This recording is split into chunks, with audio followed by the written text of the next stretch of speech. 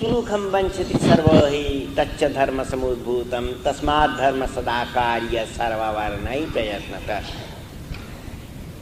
क्या जी, हिंदी में ना संस्कृत में?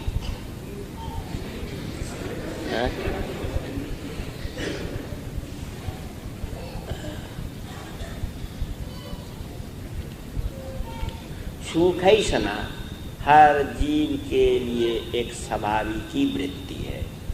हर जीव सुख चाहते हैं और हर जीव दुख से दूर रहना चाहते हैं। इस जगत में सुख के प्रयास में जीव लगे हुए हैं और इन जीवों में सबसे उन्नत, सबसे बुद्धिमान जीव है मनुष्य। और जीवों से मनुष्य का मूलगत पार्थक्य यही है कि मनुष्य जीव है मगर जानवर नहीं है। पशु और मनुष्य में मूलगत पार्थक्य यही है। पशु का सुख मुख्यतः शारीरिक है। अच्छा खाना मिल गया तो खूब सुख, ऐसा सोने के लिए अच्छी जगह मिल गई तो खूब सुख, ऐसा। मानसिक सुख के प्रयास में बहुत कम पशु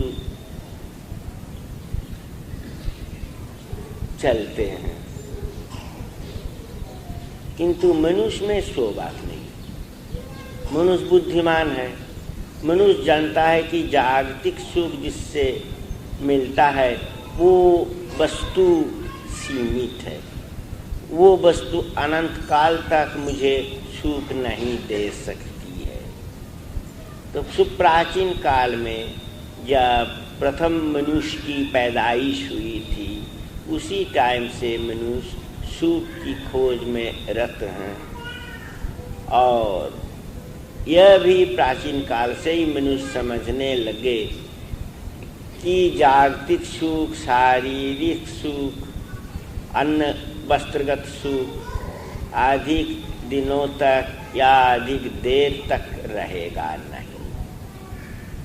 जिसे रसगुल्ला खाना पसंद है वो रसगुल्ला तो खा रहा है, रसगुल्ला कंठ के नीचे चला गया तो सुख खत्म हो गया। क्यों? न रसगुल्ला सीमित है, वो अधिक देर तक तुम्हारे जीभ पर तो रहेगा नहीं। तो मनुष्य प्रयास में लग गए कि स्थायी सुख कैसे मिले। तो स्थायी सुख किससे मिल सकता है? जो वस्तु असीमित है उसी से असीमित अर्थात स्थायी सुख मिल सकता है। जो सीमित है वो कैसे स्थायी सुख दे सकता है? वो आज है कल नहीं रहेगा। जो आगच्छति स गच्छति, जो आया है वो जाएगा। हर सीमित वस्तु आती है और जाती भी है। जो असीमित वस्तु है उसका व्यवहार तुम जब करते हो, उसके संस्पर्श में तुम जब आते हो तो तुम सीमित होने पर भी वो तो असीमित है, इसलिए तुम्हारा सुख भोग चलता ही रहता है। कोई मनुष्य अगर स्वाभाविक दुनियावी ज्ञान का अर्जन कर लिए तो दुनियावी ज्ञान कितना बड़ा है, न पुस्तकों में सीमित है। दुनिया में जितनी पुस्तकें हैं हो सकता है उन सबों की संख्या करोड़ों हैं, मगर वो भी सीमित। 1 करोड़ हो चाहे 20 करोड़ हो चाहे 100 करोड़ हो, मगर उसका अंत है। किंतु जो ब्रह्म विज्ञान है, जो ब्रह्म विद्या है, शास्त्र में इसी को विज्ञान कहते हैं। ब्रह्म विद्या को शास्त्र में विज्ञान कहते हैं। वी माइनस ज्ञान प्लस अनट, वी पूर्वक ज्ञान धातु अनट, विज्ञान। विज्ञान माने ब्रह्म विद्या, पराविद्या, और जिससे मनुष्य दुनियावी बातों को जानते हैं, समझते हैं, जिसको साइंस कहते हैं, उसके लिए संस्कृत शब्द है अविद्या। विज्ञान नहीं, अविद्या। तो अनंत वस्तु को मनुष्य जब तक नहीं पाते हैं तब तक स्थायी सुख नहीं मिल सकता है। सुखम वंचति सर्वहि तच्च धर्म समुद्भूतम। यही जो सुख की खोज, इसी से ही मनुष्य धर्म का आविष्कार किया। मनुष्य अपनी बुद्धि की बदौलत समझ लिए कि सीमित चीज़ की ओर दौड़ना बुद्धिमानी है, बुद्धिमान का काम नहीं है। असीमित चीज़ की ओर हमें चलना है, और ये जो चलना, इसी का नाम है धर्म साधना। ये धर्म हो चाहे बच्चे हो, क्यों? जो आज बच्चे हैं उनके जीवन में बुढ़ापा अवश्य आएगा, इस तरह की कोई बात नहीं है। हो सकता है 20-25 साल उम्र में मर जाए, खुदा ना खास्ता अगर वो 20-25 साल उम्र में मर गए तो अगर वो बुढ़ापे के लिए धर्म साधना को रख देते तो इस जीवन में तो उनसे धर्म साधना नहीं होती। इसलिए धर्म साधना एक ऐसी चीज़ है जिसमें उम्र का कोई विचार नहीं है। 5-6 साल से ही मनुष्य शुरू करने वही अच्छा होगा, और अधिक दिनों तक अगर जिंदा रह गया तो बहुत अच्छा, अधिक दिनों तक साधना करने का मौका मिल गया। और खुदा ना खास्ता कम उम्र में मर गया तो भी कोई बात नहीं है, बचपन से साधना किया था, जितने दिनों तक दुनिया में थे उतने दिनों तक तो उन्होंने साधना की।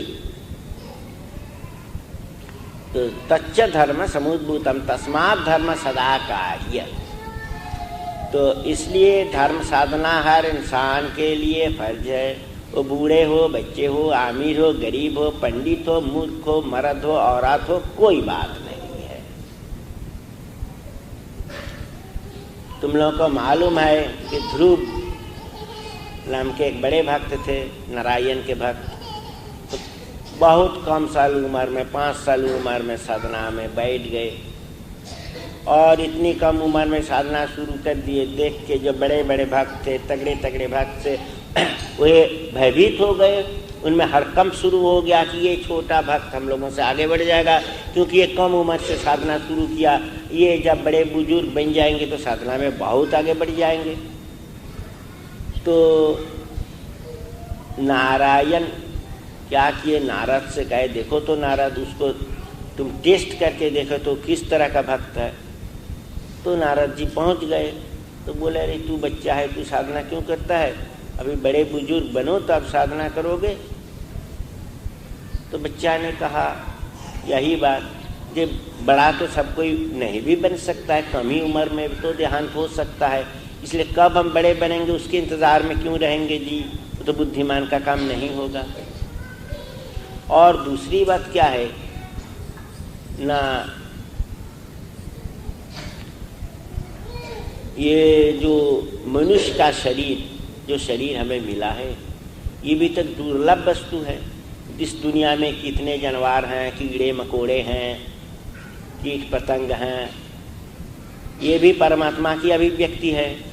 मगर इनमें यह ही असुविधा है कि इनमें बुद्धि कम रहने के कारण साधना की आवश्यकता ये महसूस नहीं कर सकते हैं। किंतु हमको तो मनुष्य का शरीर मिल गया, हम इसकी आवश्यकता भी महसूस करते हैं, तो हम टाइम बर्बाद क्यों करें। तो नारद जी आपका जो कहना है वो कहना ठीक नहीं है। आप बड़े बुजुर्ग आदमी हैं, आप हमको मिसगाइड क्यों कर रहे हैं, ऐसा नहीं करना चाहिए।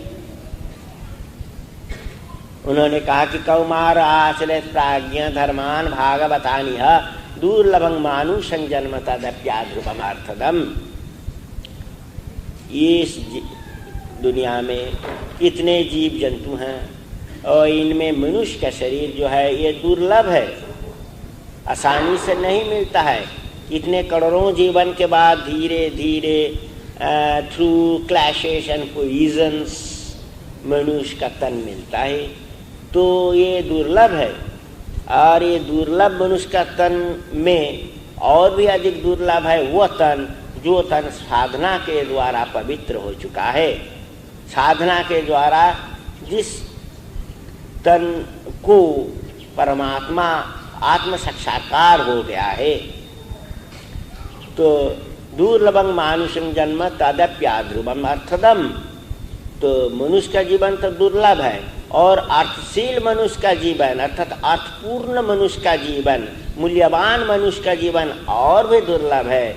इसलिए हे नारद, जितनी कम उम्र में मनुष्य कर सके उतनी कम उम्र से साधना मार्ग में आ जाना चाहिए। समय नष्ट नहीं करना चाहिए। समय नष्ट करना बुद्धिमान का काम नहीं है।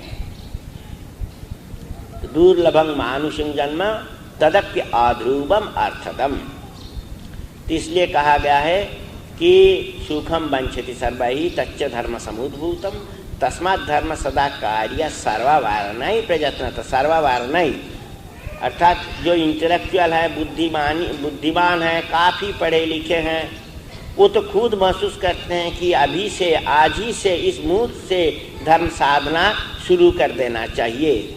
और जो आदमी अधिक इंटेलेक्चुअल नहीं है, अधिक पढ़े लिखे नहीं है, कम पढ़े लिखे हैं, उनके लिए भी क्या न, वो अगर मान लो वीरशूर हैं, अर्थात क्षत्रिय हैं, वो स्वभाव के हैं, क्षत्रिय वर्ण के हैं, अर्थात रक्त वर्ण के हैं, तो उनके लिए भी चाहिए कि इसी मुहूर्त से धर्म साधना करना। क्यों न, मनुष्य की जो शक्ति है, मनुष्य की जो हिम्मत है, उसको भी एक विशेष पॉइंट में आके रुक जाना पड़ता है, एक विशेष बिंदु में आके उसका भी खात्मा हो जाता है।